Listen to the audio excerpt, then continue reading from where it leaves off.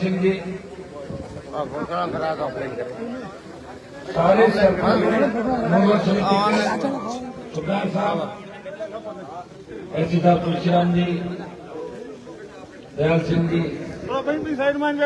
गौरपाल, सम्मानित मंच, उपस्थित मौजूद बुजुर्गों, नौजवान साथियों और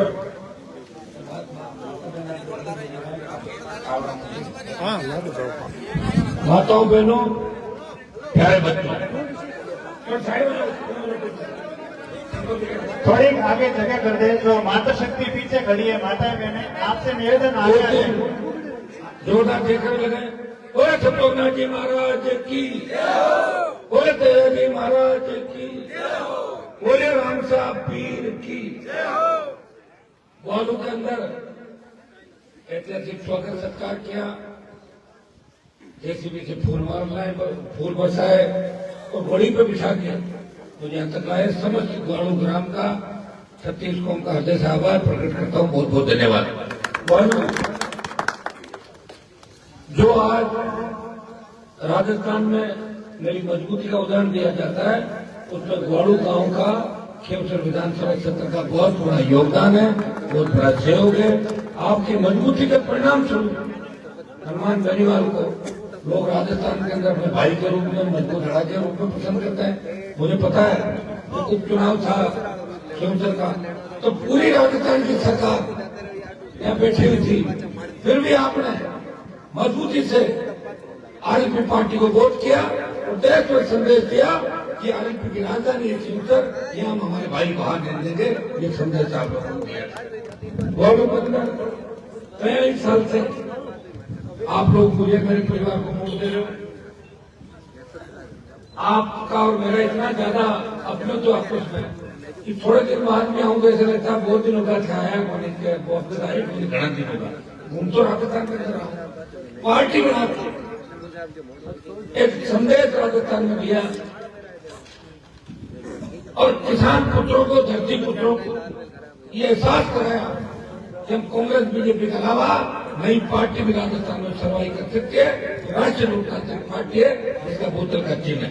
भाइयों, ये सब मेरे संघर्ष का परिणाम है और खेमसर की जनता की मजबूती है कि पार्टी भी बनाई, 3 विधायक, 1 सांसद, 5 प्रधान और 1 म्युनिसिपल चेयरमैन और कई जिला परिषद और सैकड़ों पंचायत के मेंबर, वार्ड पार्षद बना के ये संदेश दिया, ये खाली गांव की पार्टी नहीं है, शहरी वर्ग भी इस पार्टी को समर्थन करता है।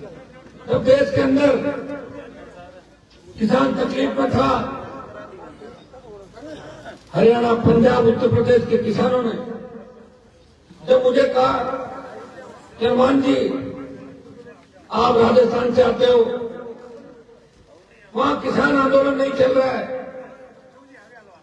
आप किसान के बेटे हो, आप अगर मोदी की सत्ता छोड़ दो तो मोदी सरकार को झटका लगेगा और किसान आंदोलन को नई ऊर्जा मिलेगी। भाइयों, मैंने पड़ोसी हुई थाली के ठोकर मारी, मंत्री पद के ठोकर मार के मैंने कहा कि किसान कौम के अगर मैं काम नहीं आऊंगा, किसके काम आऊंगा? मोदी की सत्ता छोड़ के 70 दिन सड़क पर देश का कोई सांसद बैठा, वो नागौर का सांसद था, भीड़ तेजाजी के जयकारी के साथ लोकसभा के अंदर अपने संगत की शुरुआत की। जब देश का जवान तकलीफ में था, सेना को ठेके में दे दिया। 543 एमपी में किसी ने अग्निपथ का मामला नहीं उठाया। मेरे छोटे भाइयों को सम्मान मान दिलाने के लिए कोई सड़क पर नहीं आया। उस वक्त नागौर का एक सांसद तेजाजी का भक्त, सारी जातियां, सेना में तो सारी जातियों में जवान होते हैं, तो एक जाति की सेना नहीं होती। सेना के सम्मान में लोकसभा ऑल पार्टी और जोधपुर में 2 लाख जवानों की रैली करके मोदी को चेताया, मोदी जी आ रहे हम दिल्ली की तरफ, तैयारी कर लो। उस संघर्ष का परिणाम यह हुआ कि पहले अग्निवीर 25% लेके 75% वापस भेजने की बात थी 4 साल बाद, लेकिन अब ये कर दिया कि 50% को सेना में रखेंगे, 50 वापस जाएंगे। एक ओंकार दिल्ली की ओर भरेंगे चुनाव से पहले।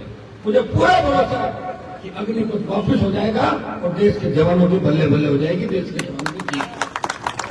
बढ़ती महंगाई, पेट्रोल डीजल की बढ़ती कीमतें, राजस्थान के अंदर ERCP, हरियाणा, पंजाब और गुजरात राजस्थान को अपने हिस्से का पानी दे, विशेष राज्य का दर्जा मिले, मेरे नागौर क्षेत्र के क्षेत्र का मान सम्मान बढ़े, यहाँ सड़कों का जाल बिछे, स्कूल बने, कॉलेज बने, विश्वविद्यालय बने, केंद्रीय विद्यालय बने, सैनिक स्कूल खुले और केंद्र की योजनाएं नागौर के धरातल पे आए। इसका प्रयास अगर किसी सांसद ने किया तो पहली बार नागौर के सांसद ने एक छाप छोड़ी कि सांसद भी पावरफुल होता है। ये मैसेज पहली बार किया। इसका उदाहरण आपको बता दूं कि DMFT, जिसके बारे में लोग जानते हैं DMFT क्या है, माइनिंग का फंड है। DMFT का 100 करोड़ रुपया, तो पूरी एफएसआर जारी हो जाएगी जब आप देखेंगे कि 100 करोड़ रुपये। जब मीटिंग चली, मीटिंग में बात चली कि सरपंचों को एजेंसी नहीं बनाएंगे, मैंने कहा सरपंच ही एजेंसी बनेंगे, सरपंचों को अलावा किसी को नहीं बनाऊंगा। तो 100 करोड़ रुपए पंचायतों में गिरा के राजस्थान में रिकॉर्ड बनाया। नागौर के सांसद के प्रयास के परिणाम स्वरूप ही आज गौड़ू गांव के अंदर विकास का बहुत सा पैसा है, जिसके अंदर ब्राह्मण समाज के मोहल्ले के अंदर भी एक सीसी रोड हो रहे हैं। और ये जो सड़कें, जिस सड़क का हम शिलान्यास करने के लिए आए, ये 90 किलोमीटर, ये है आपकी 65 किलोमीटर लगभग सड़क है और 30 करोड़ रुपए इसमें खर्च हो गए। पैसा हो रहा है, आप चिंता नहीं करें। ये ऐसी बैठे तुलसीराम जी, सड़क शानदार होनी चाहिए। एक्सेस अगर कोई होगा तो वो भी करा के, और इस सड़क को हम 5.5 मीटर काट लगे सर, ऐसा काट रहे, अच्छा ठीक हो, ये 1.5 लाख मीटर लगेंगे, यही है सर, 5.5 मीटर है ना पूरी। ये 5.5 मीटर चौड़ी रोड बनेगी, जो एक सपना था। देखिए कांग्रेस की सरकार रही, PWD मंत्रालय आपके हाथ में रहा राजस्थान में। मैं अगर PWD का मंत्री हूँ, इतनी रोडें बना दूं 24 घंटे के अंदर कि लोग सामने आने से आप सड़कें पर बड़ा परेशान हो गए। लेकिन ये ग्वाड़ू रूण जुड़ेंगे, ये सड़क जुड़ी नहीं, मेरा दल से 5 लाख जुड़ी नहीं, ऐसी 50 सड़कें होंगी। और तो सड़कों का जाल क्षेत्र में बिछा, आप देखिए दिल्ली सरकार से झगड़ा करना और दिल्ली सरकार का 3005 से लेके 5000 करोड़ रुपया इस नागौर में खर्च होना पूरे संसदीय क्षेत्र में, और राजस्थान सरकार का भी 3000 करोड़ से ज्यादा पैसा खींवसर विधानसभा क्षेत्र में सड़कों पे खर्च होना इस बात को इंगित करता है कि आपका सांसद खाली सड़क पर संघर्ष नहीं कर रहा है, वो विकास भी कर रहा है, जवानों को नौकरियां दिलाने का काम भी कर रहा है, संविदा केंद्रों को नियमित करने की बात करता है। अन्याय सड़क पर कहीं हो जाए और अन्याय करने वालों की जाति कुछ भी हो, वो अन्याय जिसके साथ होता है उसके साथ खड़ा मिलता है, और अन्याय करने वालों के खिलाफ कड़ी कार्रवाई राजस्थान के अंदर करवाने वाला कोई नेता है तो RLP पार्टी का आपका भाई है। और ये RLP पार्टी जो आपने खून पसीने से सीखी, और RLP का नाम आते ही तो नागौर और खींवसर लोगों के जहन में आ जाते हैं कि RLP खींवसर नागौर। भाइयों, देश की राजनीति नागौर को देख रही, प्रदेश की राजनीति खींवसर को देख रही, और आपने लगातार लंबे 8, 13, 14 लोकसभा जल्दी लेना, 18, 19 लोकसभा, फिर उपचुनाव, 6-7 बार आपने एक तरफा मतदान करके मुझे मजबूती, और मेरा कर्तव्य है कि मैं मेरे भाइयों को जितना समय दे सकूं उतना समय दूं, और 24 घंटे आपके बीच में। आप बताएं कि 70 साल में क्या राजस्थान में नेता नहीं हुए, कि नागौर में बड़े नेता नहीं थे, पार्टी बना लेते, मैं उनका झंडा ले आता, अभी मैं झंडा लेके घूमता, पार्टी नहीं मिली मुझे कोई भी राजस्थान को।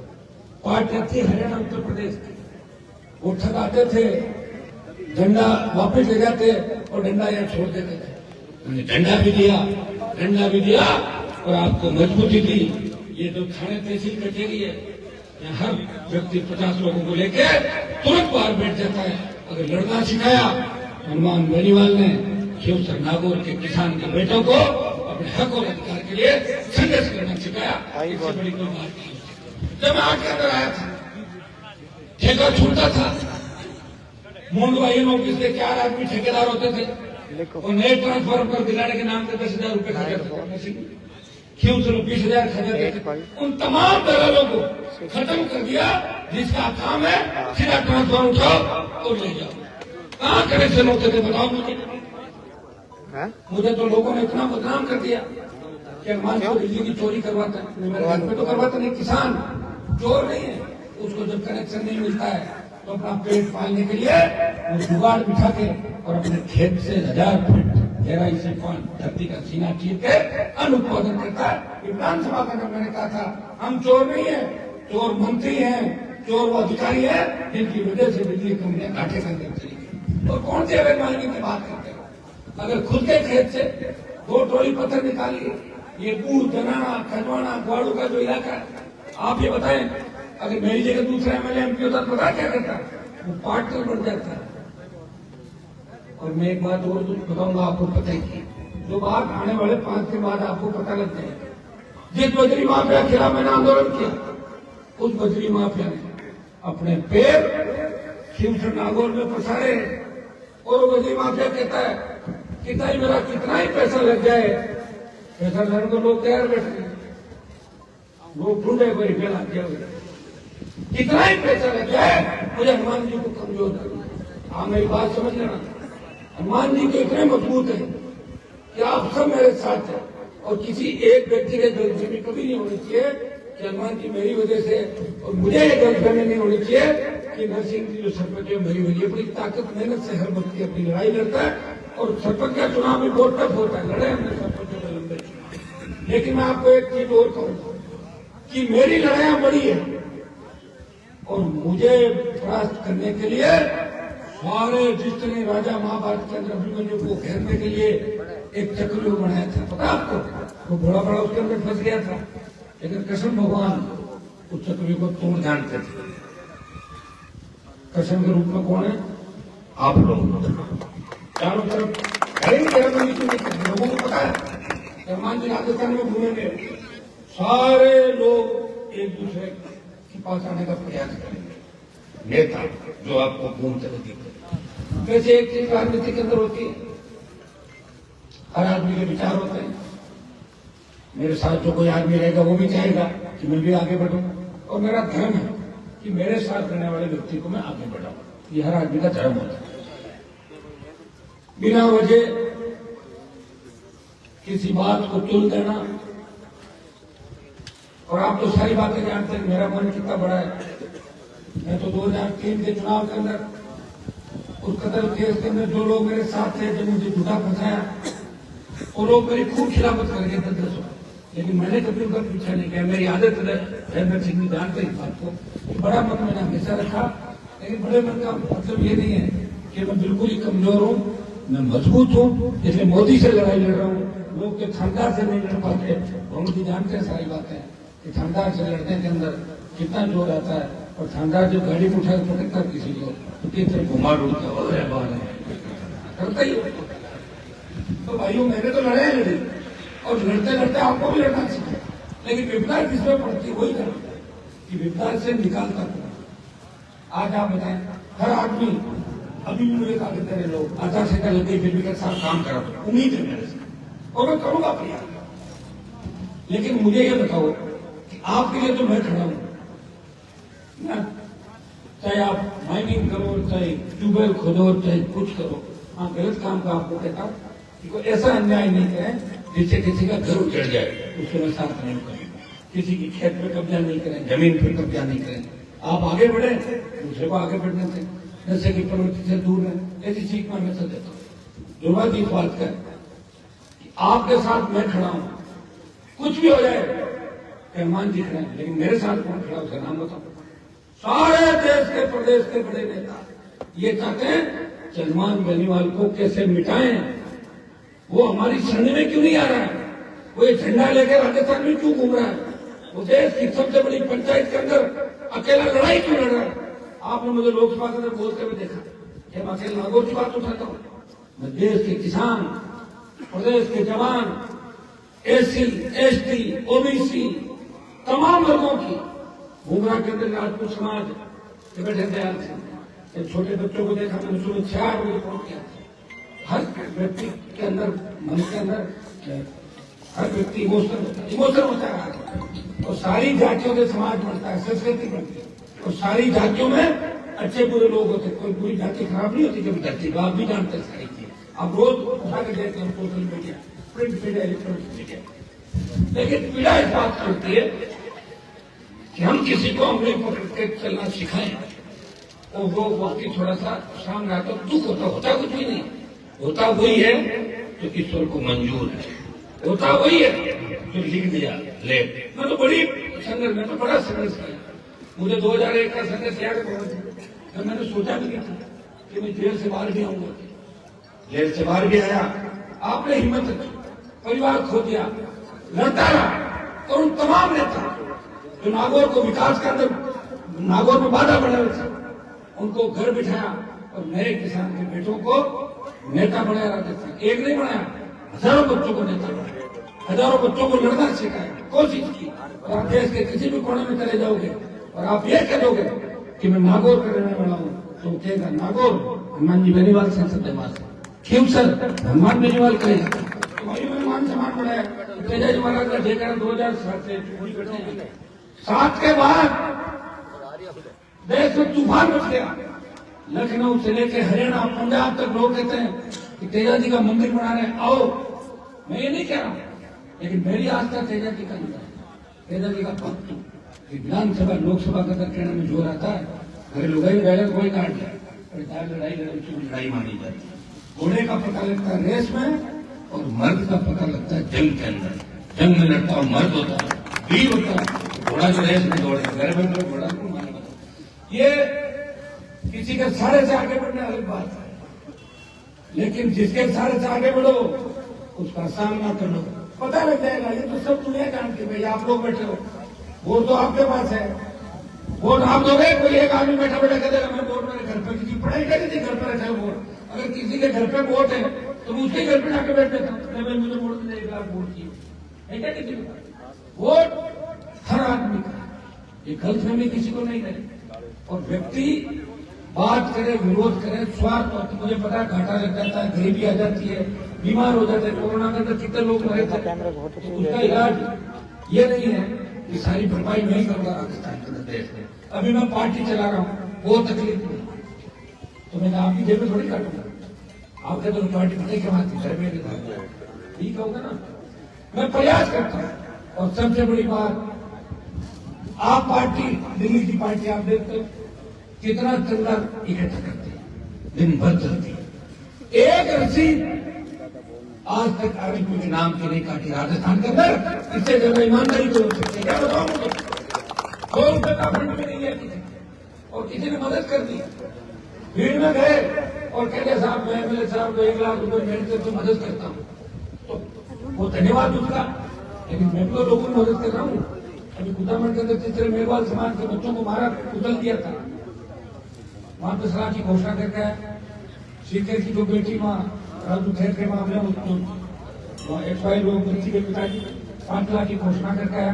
हर जगह 1,50,000 2 लाख की घोषणा करता हूँ, तो घोषणा करता हूँ पैसा देना पड़ेगा, और नहीं दूंगा तो लोग घर के आके बैठ जाएंगे, और नहीं दूंगा तो वीडियो वायरल करेंगे हमारे पैसे उस वक्त घोषणा किए हुए नहीं किए। ध्यान रखना। आप देखें एक व्यक्ति